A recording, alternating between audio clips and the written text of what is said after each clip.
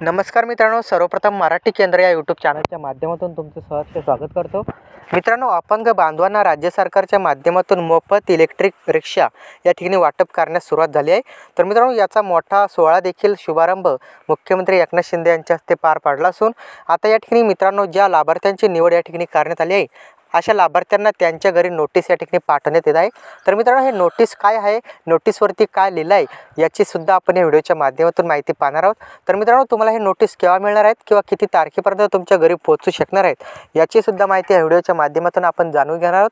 त्याचबरोबर मित्रांनो, तुमची जर निवड झाली नसेल तर तुम्ही खचून न जाता पुन्हा एकदा तुम्हाला नवीन संधी देण्यात येणार आहे आणि जे राहिलेले लाभार्थी आहेत त्यांना सुद्धा रिक्षा या ठिकाणी मिळणार आहेत।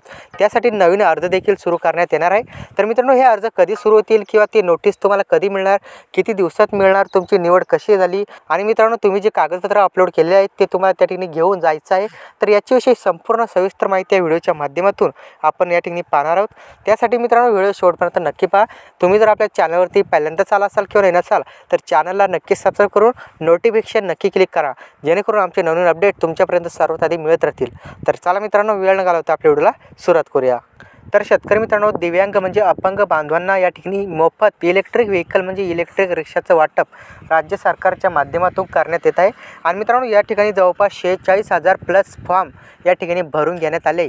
परंतु मित्रांनो, या 46,000 फॉर्ममधून फक्त आणि फक्त 667 उमेदवारच या ठिकाणी पात्र ठरलेले आहे। तर मित्रांनो, यांनी पात्रता कशी तर मित्रांनो, ज्या उमेदवारांचे किंवा लाभार्थ्यांचे अपंगत्व प्रमाण जास्त आहे अशा जास्त प्रमाणाकडून कमी प्रमाणाकडे असं उतरत्या क्रमावर या ठिकाणी ही निवड करण्यात आली आहे। तर मित्रांनो, आता या ठिकाणी तुम्हाला नोटीस या ठिकाणी बजावण्यात आलं आहे। तर मित्रांनो, तुमची रिक्षा घेण्यासाठी तुम्हाला कशा प्रकारे नोटीस या ठिकाणी पाठवण्यात येत आहे ते आता तुम्ही या ठिकाणी पाहू शकता। तर मित्रांनो, तुम्ही पाहू शकता हे नोटीस आहे, हे पत्र या ठिकाणी पाठवण्यात येत आहे।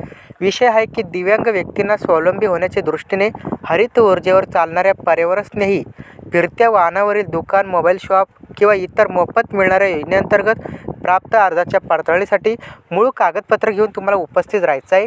तर मित्रांनो, तुम्ही जे डॉक्युमेंट अपलोड केले आहेत ते डॉक्युमेंटचं तुम्हाला या ठिकाणी व्हेरिफिकेशनसाठी या ठिकाणी बोलवण्यात येणार आहे आणि मित्रांनो त्यानंतर तुम्हाला तुमची रिक्षा या ठिकाणी मिळणार आहेत। तर मित्रांनो, तुम्ही खाली पाहू शकता, उपरोक्त विषयानुसार दिव्यांग व्यक्तींना स्वावलंबी होण्याच्या दृष्टीने हरित ऊर्जेवर चालणाऱ्या पर्यावरणस्नेही फिरत्या वाहनावरील दुकान असेल किंवा मोबाईल शॉप असेल इत्यादी मोफत मिळणाऱ्या योजनेअंतर्गत ऑनलाईन पद्धतीने प्राप्त अर्जाची प्राथमिक छाननी करून आपली निवड करण्यात आली आहे।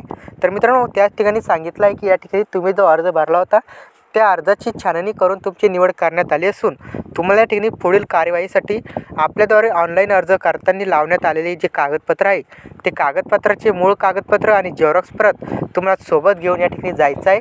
तर मित्रांनो, तुम्हाला तुमच्या जिल्ह्याचे ठिकाणी या ठिकाणी बोलवण्यात येणार आहे। तर मित्रांनो, कमेंट करून नक्की सांगा तुम्हाला ही नोटीस आलेल्या आहेत का। ज्या लाभार्थ्यांना ही नोटीस आले त्यांनी आवर्जून कमेंट करून नक्की सांगा। आणि मित्रांनो, ज्या लाभार्थ्यांना या ठिकाणी या योजनेचा लाभ मिळाला नाही किंवा रिक्षा मिळाली नसेल अशा लाभार्थ्यांनी खचून जाऊ नका, कारण मित्रांनो पुन्हा एकदा नवीन जाहिरात, नवीन अपडेट या ठिकाणी आलेला आहे। तर मित्रांनो, दिनांक 1 एप्रिल 2023 पासून पुन्हा या ठिकाणी नवीन फॉर्म भरून घेण्यात येणार आहे आणि ज्या लाभार्थ्यांची निवड झाली आहे त्या लाभार्थ्यांना या ठिकाणी पुढील टप्प्यामध्ये रिक्षा मिळणार नाहीत। तर जे लाभार्थी राहिलेले आहेत अशा लाभार्थ्यांना 1 एप्रिलनंतर पुन्हा नवीन अर्ज करून घेण्यात येऊन त्यांची निवड करण्यात येणार आहे। तर मित्रांनो, अशा प्रकारचे हे नवीन अपडेट या व्हिडिओच्या माध्यमातून आपण देण्याचा प्रयत्न केला आहे। अशाच नवीन व्हिडिओसाठी आपल्या चॅनलला नक्की सबस्क्राईब करून ठेवा आणि हा व्हिडिओ जास्तीत जास्त अपंग बांधवांपर्यंत नक्की शेअर करा। धन्यवाद मित्रांनो, पुन्हा भेटूया आपण पुढील व्हिडिओमध्ये। जय हिंद, जय भारत।